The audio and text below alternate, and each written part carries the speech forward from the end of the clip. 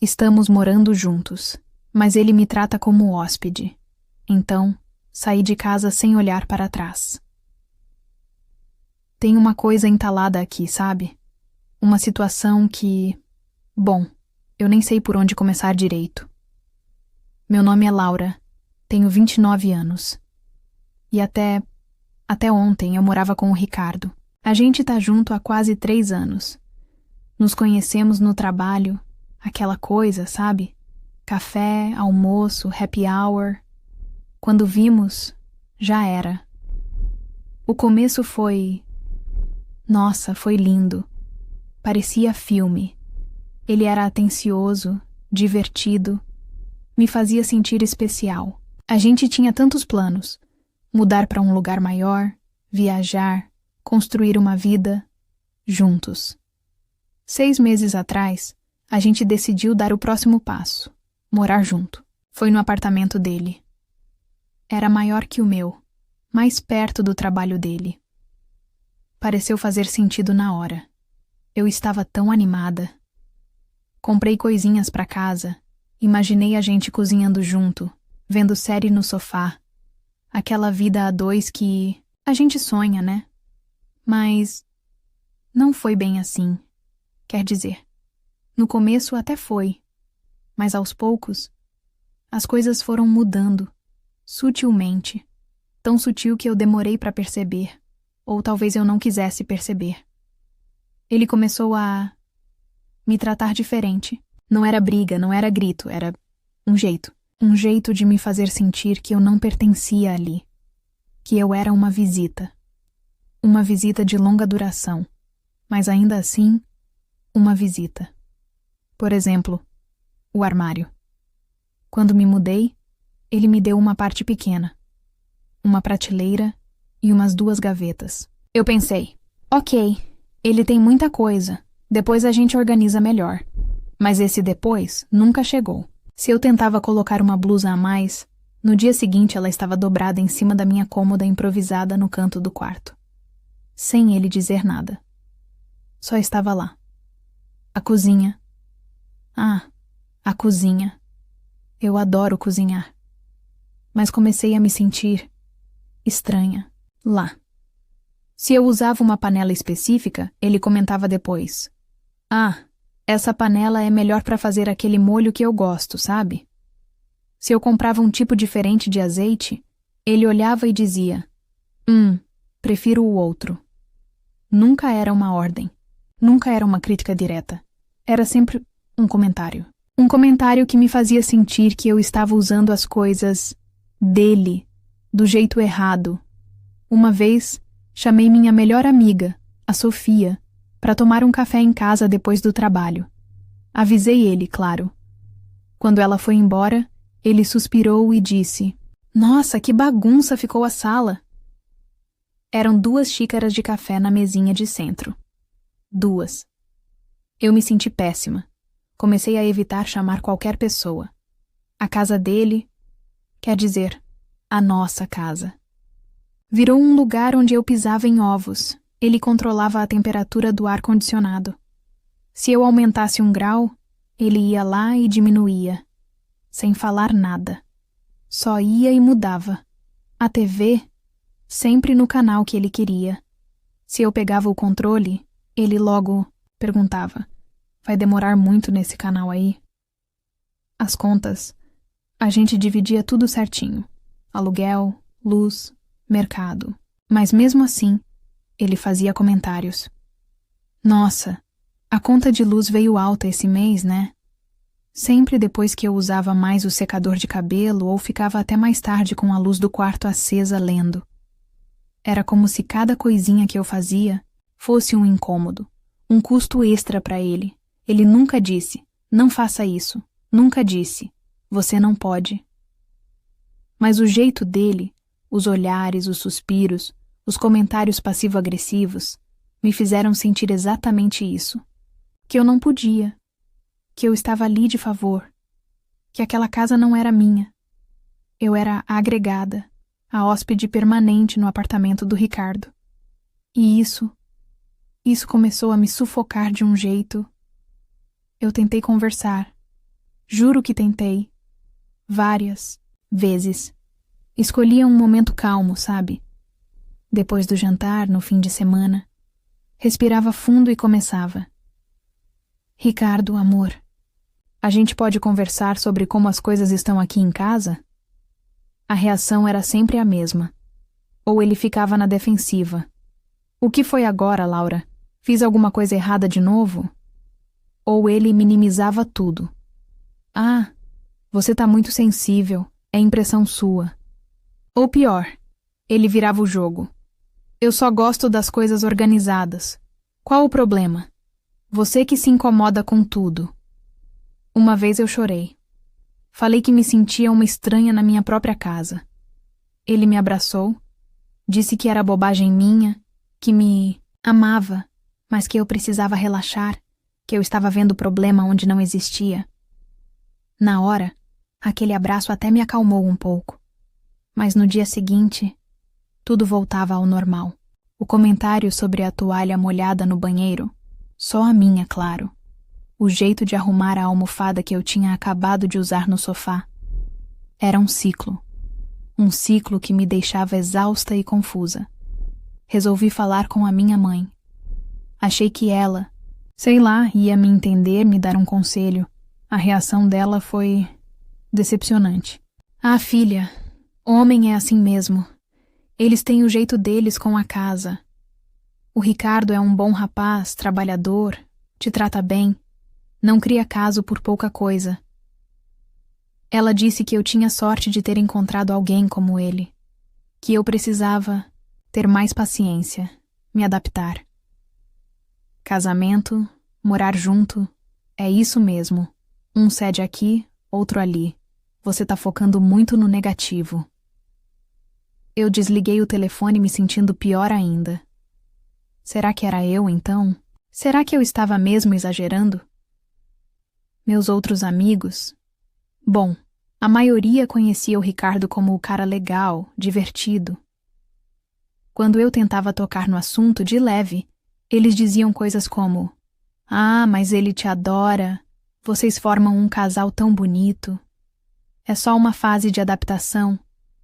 Ninguém parecia entender a profundidade do que eu sentia. Ninguém via os detalhes, a sutileza da coisa toda. Para todo mundo, era só implicância minha ou frescura.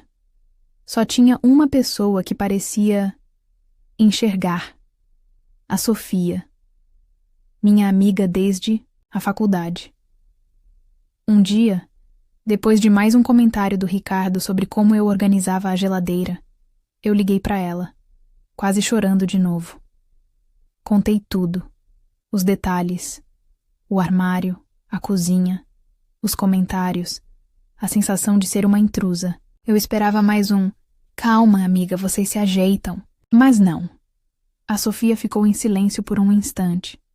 E depois disse, com uma calma assustadora: "Laura, isso não é normal. Não é jeito de homem. Não é fase de adaptação.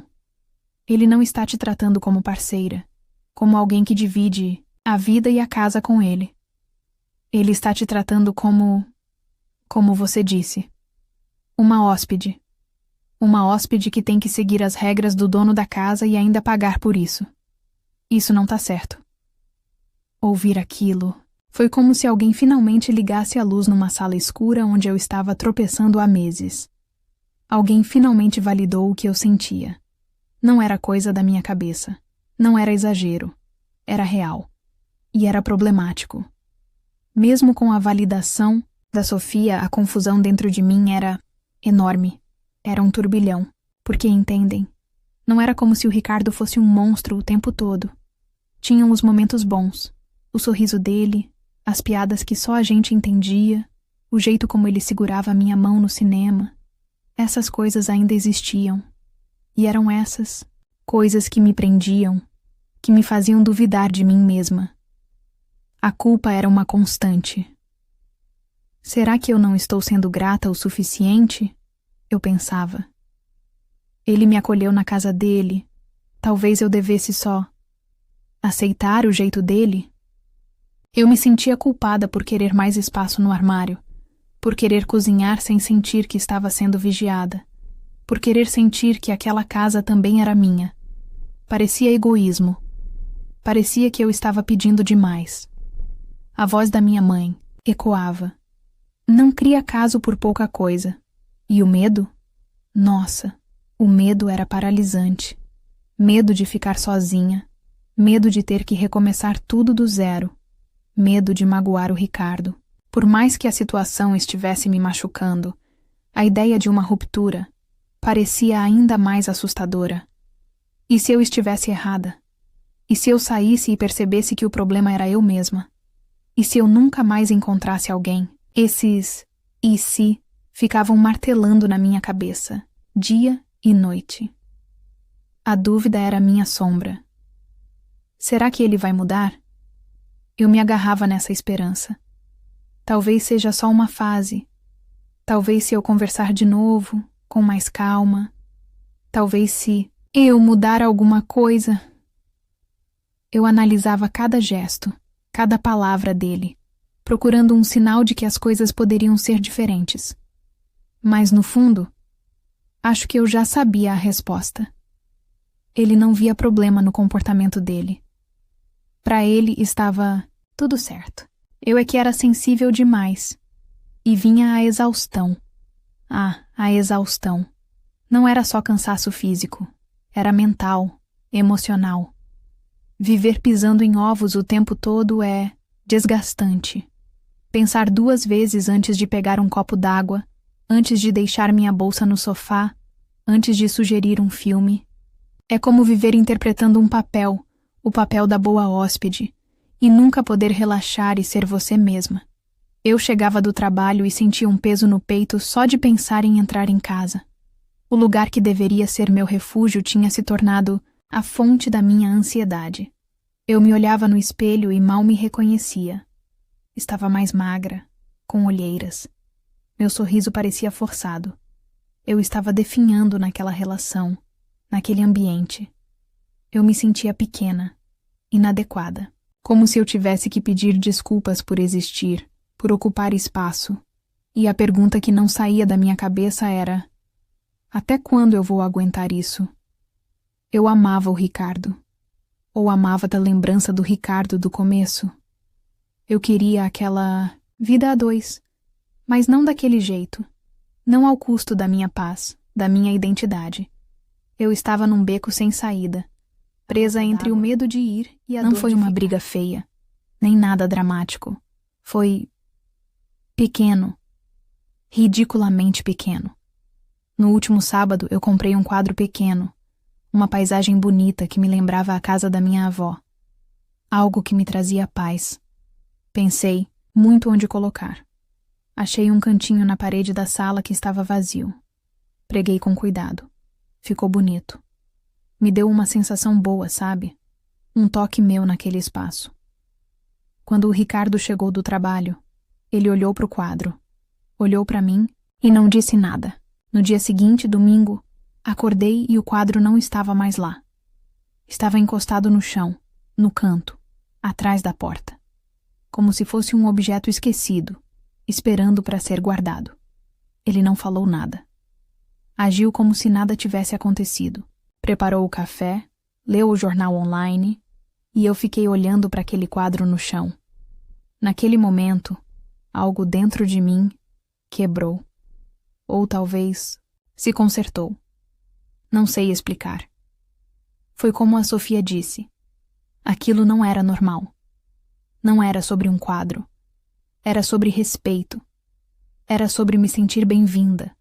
Sobre ter meu espaço, minhas escolhas, minha identidade respeitada dentro da casa que, supostamente, era nossa.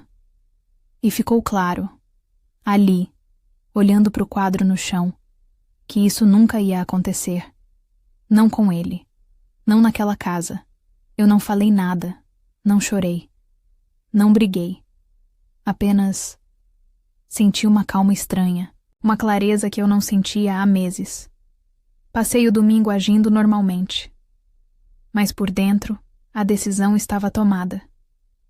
Na segunda-feira, enquanto ele estava no trabalho, eu comecei a arrumar minhas coisas.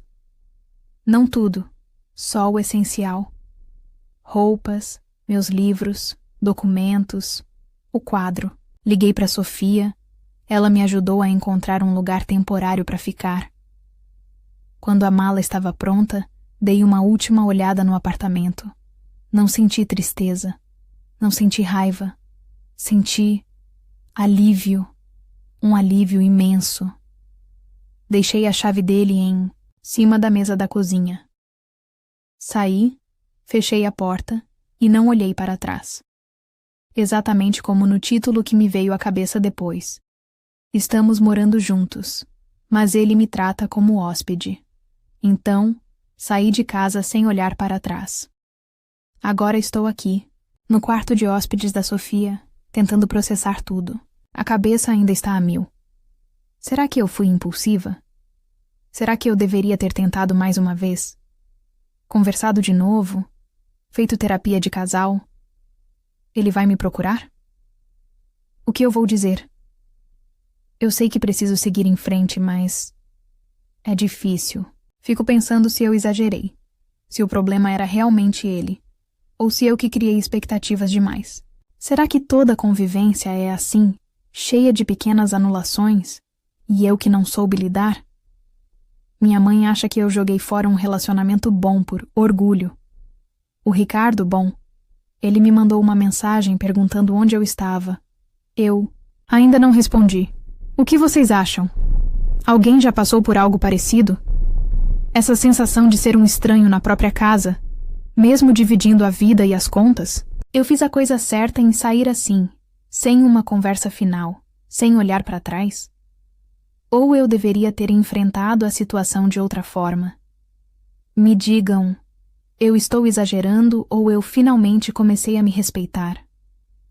Qualquer conselho, qualquer palavra, acho que vai me ajudar agora. Obrigada por ouvirem.